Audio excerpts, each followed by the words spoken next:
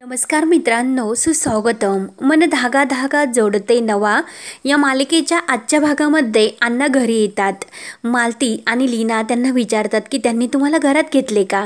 तर अण्णा म्हणतात की हो, त्यांनी मला घरात घेतले. मग त्यांनी चहा पाणी केला आणि मग आम्ही गप्पा मारत बसलो. गप्पा मारताना वेळ कधी गेला हे कळलेच नाही. आणि पावसा पाण्याचे दिवस आहे म्हणून मला आदर्शराव इथपर्यंत सोडवण्यासाठी आले होते. तेव्हा मालती म्हणते की काय ते इथपर्यंत आले, मग त्यांना घरी बोलवा.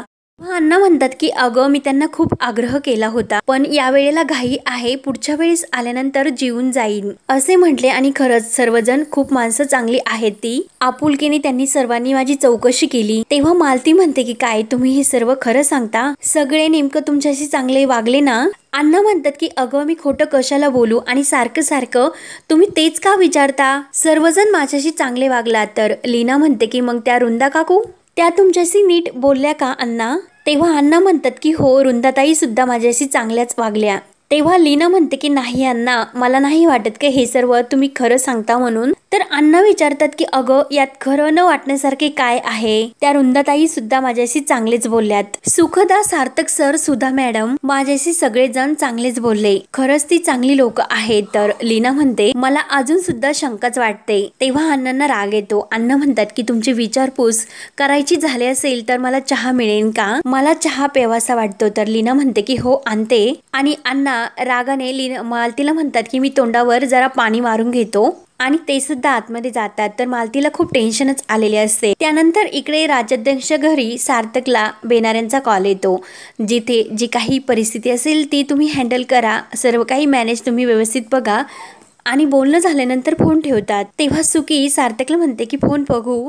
सार्थकच्या हातातील फोन घेऊन ती चेक करते. तर सार्थक चक्क 11 मिनिटं बोललेलं असतं म्हणून सुखदा त्याच्यावर ओरडते, सार्थक तुझी तब्येत अजून बरोबर नाही आणि बोलून बोलून एनर्जी वेस्ट होते, थकायला होतं माणसाला, हे माझ्याहून अजून कोण सांगणार. तेव्हा सार्थक म्हणतो की हो तुझे तुलाच कळते, महत्वाचा फोन होता आणि अजून एक फोन करायचा. तेव्हा सार्थक प्लीज, मला तुला गोळ्या द्यायच्या होत्या म्हणून फोन संपेपर्यंत मी तुझ्या बरोबर थांबले होते, त्यामुळे चल आता तू झोप. आणि सार्थक हे बघ अजिबात फोन नाही, चल झोप. सार्थक म्हणतो की मी लहान बाळ आहे का. तर सुखदा म्हणते की हो तू लहान मुलासारखेच हट्ट करतो आणि डोळे मिटून पडून राहा. तेव्हा सार्थक झोपण्याचे नाटक करतो. तर सुखदा ही तेथेच बसलेली असते आणि ती टेबलवरील काही सार्थकचे पेन वही वगैरे आवरत असते. आणि तेवढ्यात सार्थक पुन्हा उठतो आणि मोबाईल घेतो. तर सुखदा त्याच्याकडे बघतच असते. तर सार्थक म्हणतो की नाही, अलार्म लावतो. तेव्हा सुखदा म्हणते की नाही, मी सकाळी उठवेल तुला, त्यामुळे तू फोन ठेवून दे. तेव्हा सार्थक फोन ठेवतो आणि तो झोपतो, परंतु त्याला झोप येत नसते. तेव्हा सुखदा म्हणते की हे बघ सार्थक, तू फोन बाजूला ठेव आणि मी कुठेही जाणार नाही, येथेच तुझ्या समोर थांबणार आहे, तू माझ्याकडे बघू नकोस, डोळे झाकून तू झोपून घे. तेव्हा सार्थक मुद्दाम घोरण्याचे नाटक करतो आणि परत उठून तो सुखदाला म्हणतो, तुम्ही आता मी तुमच्या समोर घोरायला लागलो, तुम्ही जा ना प्लीज. तेव्हा सुखदा म्हणते की अरे सार्थक, 4 सेकंदात कुणीही घोरत नाही, त्यामुळे तू ऍक्टिंग करू नकोस, तुला नाही जमत, ते मलाच जमते, मलाच करून दे, तू झोप, तू खरोखर झोप, मी नक्की इथून जाईन. तेव्हा सार्थक हा झोपतो. तर सुखदा त्याच्याकडे बघून खडूस असे म्हणून मोबाईल मध्येच बघत असते. परंतु इकडे मात्र रुंदा ही सुखदावर खूपच चिडलेली असते. ती कालची आलेली पोरगी माझ्या विरुद्ध बोलली, आनंदीच्या वडिलांची बाजू तिने घेतली, मला सुनावले, आता तर मी तिला नाही सोडणार, अजून तिने मला ओळखलेले नाही अशी तिची अवस्था करून टाकेन, तिलाच समजणार नाही की काय करावे ते. या घरातून ती स्वतःच निघून जाईन आणि पुन्हा येथे येण्याची हिंमत सुद्धा ती करणार नाही. तेव्हा शलाका रुंदाला म्हणते की आई, मी तुला काय म्हणते की जरा सुधा काकूकडून नेहमीसारखे आपण पैसे उकळून घेऊयात, एका मस्त अशा ट्रिपवर जाऊन येऊयात, या सुखदाच्या टेन्शन पासून अगदी दूर, तिच्या त्रासातून जरा आपण रिलॅक्स होऊयात. तेव्हा रुंदा म्हणते की काय ग शलाका, अक्कल तर ठिकाण्यावर आहे ना तुझी. आणि शलाका, आज जे काही झाले तर घरातील इतर कोणी मला इतके काही बोलले असते तर त्याचे मला इतके वाईट वाटले नसते, पण ही सुखदा ही समजते काय स्वतःला, कशात काहीच नाही. सुधाने हिला पसंती केलेले असले तरी आनंदीला विसरून सार्थक हिच्याशी कधीही लग्न करणार नाही. आणि ही काय स्वप्न बघते पण ठीक आहे आणि स्वतःला राज्याध्यक्षांची सून समजायला लागली म्हणून तिची एवढी हिंमत वाढली की तिने माझा अपमान केला, मला नको ते बोलली, तिला तर अशी मी सोडणार नाहीच। आणि मला माहिती आहे की सार्थक, सुधा, आदर्श तिला कोणीच काही बोलणार नाही, त्यांनी जवळजवळ तिला घरातील म्हणून मान्यता दिलीच आहे, पण हे मात्र मी कधीही मान्य करणार तर नाही। ही सुखदा एक माझ्या डोक्याला ताप बनवून बसलेली आहे। तेव्हा शलाका म्हणते की आई अगं म्हणूनच मी तुला सांगते की ट्रिपला चल, आणि ती सुखदा काही ना काही करून आपल्याला त्रास मात्र देतच राहणार। वृंदा म्हणते की अगं मी काय बोलतेस, तू काय बोलतेस, कळते का तुला? तर शलाका म्हणते की अगं आई काय चुकीचे बोलले मी? तेव्हा वृंदा शलाकाच्या हाताला धरते आणि चल आत्ताच्या आत्ता तू या घराच्या बाहेर निघ।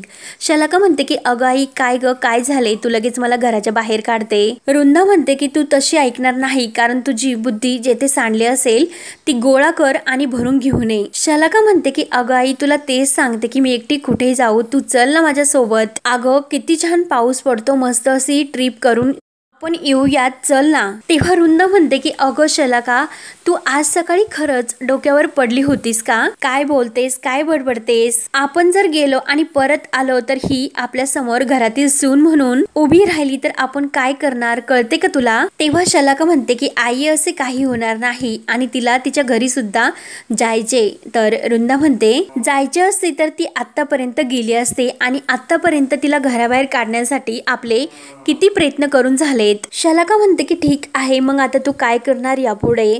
तेव्हा वृंदा म्हणते की मी माझ्या अपमानाचा बदला घेणार, ते माझ्यासाठी फार अवघड तर नाही, तिच्या खोलीमध्ये एकदा काचा टाकल्या तरी ते सहज साध्य होईल मला। तेव्हा शलाका म्हणते की हो आत्ताच आले, म्हणून ती जायला निघते तर वृंदा तिला अडवते आणि कुठे चाललीस विचारली तर शलाका म्हणते की काचा आणण्यासाठी। वृंदा म्हणते की शलाका अगं खरंच बावट आहे आणि आता जर आपण केले तर सगळ्यांना कळेल की आपण यामागे आहोत म्हणून, तिने केलेल्या आपल्या अपमानाचा आपण सूड घेतो हे सर्वांना कळेल, त्यामुळे आता लगेच काही करायचे नाही, हे कळले का? मग शलाका म्हणते की आता काहीच करायचे नाही, मग चल जाऊया ट्रिपसाठी। वृंदा म्हणते की आपण जर ट्रिपला गेलो आणि तिने जर कायमची या घरात जागा घेतली तर आपण या घरातून नक्की बाहेर गेलो असे समज, आपल्या आयुष्यभरासाठी ट्रिप होईल, मग जायचे का बाहेर?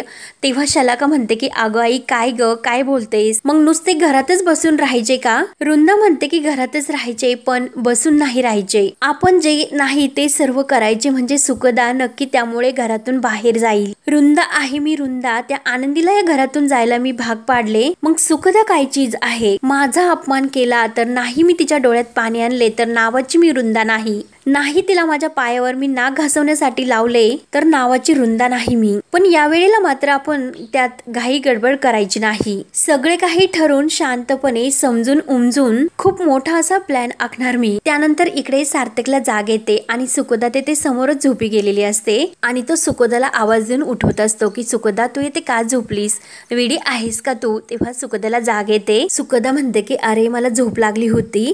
तर सुखदाला सार्थक म्हणतो की खरंच वेडी आहेस का तू? सुखदा म्हणते की काय रे सकाळी सकाळी काय वेडी म्हणतोस आणि तू का उभा आहेस, तू वेडा आहेस का, बस खाली। आणि ती सार्थकच्या हाताला धरून त्याला बेडवर बसवते। सार्थक म्हणतो की अगं सुखदा हे असं झोपून काही त्रास करून घ्यायची गरज नाही। तर सुखदा म्हणते की मग त्रास फक्त तूच करून घ्यायचा असतो का? माझ्या पायाला लागले होते तेव्हा कोण 100 वेळा फोन करून, आणि कोण झोपलीस का, गोळ्या घेतल्यास का, चिठ्ठी माझ्या बेड शेजारी कोणी ठेवली होती, मग वाटते काळजी मित्र मैत्रिणींना, मग ठीक आहे चिल। सार्थक म्हणतो की अगं कारण मी ते त्याच्यासाठी करत होतो। तर सुखदा म्हणते आणि खरंच किती छान सकाळ झाली, व्हेरी गुड मॉर्निंग, तू पटकन फ्रेश हो, मी पटकन नाश्ता घेऊन येते म्हणजे तुला सकाळचा डोस देता येईल। म्हणून सुखदा खाली जाते। तर इकडे आनंदी आश्रमामध्ये रेवतीला विचारत असते की अगं रेवती गोधड्यांचे काम कुठपर्यंत आले? रेवती म्हणते की ताई लवकरच पूर्ण होईल, तू काही काळजी करू नकोस। आणि तेवढे तेथे मनोज येतो। आनंदी म्हणते की बरं ठीक आहे मग तुम्ही या। तर रेवती आणि तिच्या सोबतची एक मुलगी बाहेर जाते, मनोज उभाच असतो। तर आनंदी म्हणते की अरे दादा बस ना। आनंदी विचारते की काय रे काय झाले? तर मनोज म्हणतो की खरंच मला येथे आल्यापासून मला कायम तेच जाणवते, मी सतत तुला त्रास देत आलो, कधीही मोठ्या भावाचे कर्तव्य मी पार पाडले नाही, नेहमी तुझ्याशी वाईट वागलो, तुला नाही ते बोललो, तुला दोष दिले, कधीच तुला व्यवस्थित वागवले नाही. या गोष्टीचा खरंच मला खूप पश्चाताप होतो. रात्र मला कधी झोप लागत नाही. मी आयुष्यात फक्त तुला त्रासच दिला आनंदी. तू संकटात असताना मी तुला घराबाहेर हाकलून दिले, मी तुला वाऱ्यावर सोडले होते आणि तू आज मला. म्हणून मनोजला खूप रडायला येते. तेव्हा आनंदी उठते आणि दादा, अरे तू रडतोस का, शांत हो अगोदर, आणि असला काही तू विचार करणार नाही. आनंदी म्हणते की दादा, तू जे काही वागलास त्यामागे काही कारण होती. तेव्हा मनोज म्हणतो की नाही आनंदी, कारण नव्हती तर माझी चूक होती. आनंदी, तू माझ्या चुका लपू नकोस. मी स्वतःला आरशात सुद्धा बघू शकत नाही इतकी मला लाज वाटते. खरं तर तुझ्या समोर उभा राहण्याच्या सुद्धा लायकीचा नाही मी. आनंदी म्हणते की दादा, अरे तुला तुझ्या चुकांची जाणीव झाली बस. तेव्हा मनोज रडतच म्हणतो की अगं, माझ्या चुकांची माफी मला कशी मिळणार. मी तुझ्या सोबत, सार्थक सोबत इतका वाईट वागलो आणि मी कसा वागलो हे तेव्हा त्यावेळी मला जाणवत सुद्धा नव्हते आणि मी कधी ते जाणून सुद्धा घेतले नाही. सार्थक अजून सुद्धा आपल्या घरच्यांसाठी इतके काही करत असतो, पण कायम मी त्याला त्रासच दिला. खरंच मी खूप चुकलो आणि खरंच ही चूक नाही, हे पाप आहे. म्हणून मनोज स्वतःच्या खूप तोंडात मारून घेत असतो. आनंदी म्हणते की अरे दादा, काय करतोस, आणि ती मनोजचे हात धरते आणि प्लीज तू असा करू नकोस. मी तुला सांगितले ना, तू हा विचार करूच नको. माझ्या आयुष्यामध्ये जे व्हायचे होते ते होऊन गेले, पण दादा तुझ्या पुढे तुझे अख्खं आयुष्य पडले आणि ते तू चांगल्या प्रकारे जगणार. तेव्हा मनोज म्हणतो की नाही आनंदी, खरंच मी तुला खूप त्रास दिला, पण आता नाही. आणि आनंदीचा हात हातामध्ये धरून म्हणतो की मी तुला वचन देतो, यापुढे मी तुला कधीच त्रास देणार नाही, कधीच कोणतीही चूक करणार नाही. तेव्हा आनंदी सुद्धा आपला दुसरा हात मनोजच्या हातात देते आणि खुश होते. तर विशाल ही सर्व त्या दोघांचे बोलणे ऐकतो आणि विचार करतो की हा मनोज आनंदीचा नक्की कोणीतरी आहे आणि नक्की यांच्यात काहीतरी नातं सुद्धा आहे. सख्खा भाऊ आहे की मानलेला, फक्त दोघांची ओळख आहे. तेवढ्यात इकडे सुकी ही सर्वांसाठी पोहे बनवते. आदर्श पोहे खात असतो तर सुकन्या त्याला सांगते की ब्रो, अरे सार्थकच्या तब्येतीत सुधारणा झालेली आहे, म्हणजे कालच्या पेक्षा तो खूप जास्त फ्रेश वाटतो. मी पहाटे 4ला चेक केले तेव्हा ताप नव्हता, मात्र 2:30ला तो चेक केला होता तर ताप होता. तेव्हा आदर्श म्हणतो की म्हणजे तू रात्रभर जागून रीडिंग्स घेत होती. सुकी म्हणते की हो. तर आदर्श म्हणतो की 1 मिनिट, मला कळत नाही की मी माझे अंदाज लावू की तू मला सांगणार. तेव्हा सुकन्या म्हणते की अरे ब्रो, तूच म्हटला होता की ताप आल्यानंतर गोळी द्यायची आणि ते मॉनिटर करत होते. तेव्हा आदर्श म्हणतो की हे बघ सुकी, मी काय बोलतो हे कळत नाही तुला, अशातला भाग नाही आणि मला खास उत्तर अपेक्षित आहे. नेमकं तुझ्या मनात असे काय चालले, मग तू आपल्या ब्रोला सांगणार नाही का. तर सुकन्या म्हणते की अरे ब्रो, अजून मलाच क्लॅरिटी नाही, अजून काही गोष्टी क्लिअर नाही आणि त्या जशा क्लिअर होतील तेव्हा सर्वात अगोदर मी तुला येऊन सांगेन आणि तुझा सल्ला घेईन. आणि सुकन्या सार्थकसाठी पोहे घेऊन जाते. तर आदर्श तिच्याकडे बघत म्हणतो की सुकन्या, तो सल्ला घेण्याची वेळ तर फार लांब नाही. सार्थक, तू लकी आहेस की अशी माणसं कुणाच्या आयुष्यामध्ये नाही येत, फक्त अशा माणसांना जपावे लागते. त्यानंतर इकडे आनंदी रेवतीला ते डिलिव्हरीचे बॉक्स व्यवस्थित चेक करून घेण्यासाठी सांगत असते. तर त्या दोघी बाहेर जातात आणि तेथे विशाल येतो. विशालला बघून आनंदी विचारते की विशाल, काय झाले, काही बोलायचे. तर विशाल म्हणतो की हो, आणि तो नाशिकवरून आलेला मनोज. तर आनंदी विचारते की त्याचे काय, आणि आनंदी थोडीशी गोंधळून जाते. विशाल विचारतो की तुमची जुनी ओळख आहे का. तेव्हा आनंदी काही उत्तर देत नाही. तर विशाल म्हणतो की मॅडम, मी तुम्हाला गेल्या 4 वर्षापासून बघतो. इथल्या निराधार लोकांसाठी तुम्ही त्यांच्या बहिणीच्या आणि आईच्या हक्काने त्यांना समजून सांगता, त्यांची काळजी घेतात, पण मला असे का वाटते माहिती नाही की कारण तो मनोज तुमच्या फार जवळचा वाटतो. तेव्हा आनंदी खूपच गोंधळते आणि विशाल ही सामान सुद्धा मागावे लागणार असे बोलत ती फाईल हातामध्ये घेते आणि तेथून जायला निघते. तर विशाल तिला थांबवतो की मॅडम प्लीज, मनात काही ठेवू नका, मोकळेपणाने बोला, आणि तुम्हीच म्हणतात बोलून मन मोकळे होते, म्हणून मनातला वाहत्या पाण्यासारखे खळखळ असे वाहून द्या. सगळ्या आश्रमाला आधार देणाऱ्या कल्याणी मॅडमला त्यांचं मन जर मोकळं करायचं असेल याचा विचार सुद्धा कधीच आमच्या डोक्यात आला नव्हता. मॅडम प्लीज, तुम्हाला जे काही सांगायचे असेल ते तुम्ही सांगा,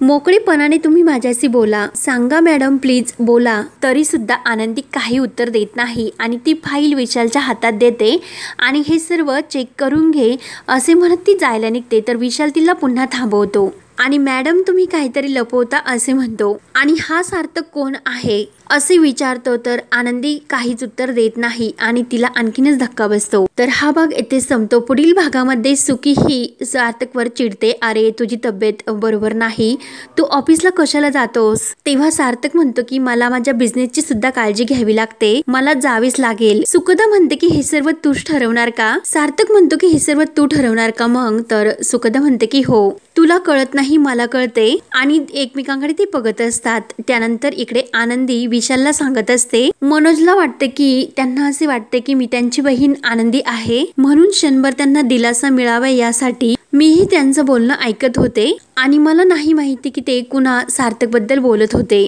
तेव्हा आनंदी विशालला हे सर्व खोटे सांगते। तर आता पुढे काय होणार हे पाहण्यासाठी आपल्या चॅनलला नक्की सबस्क्राईब करत राहा। धन्यवाद।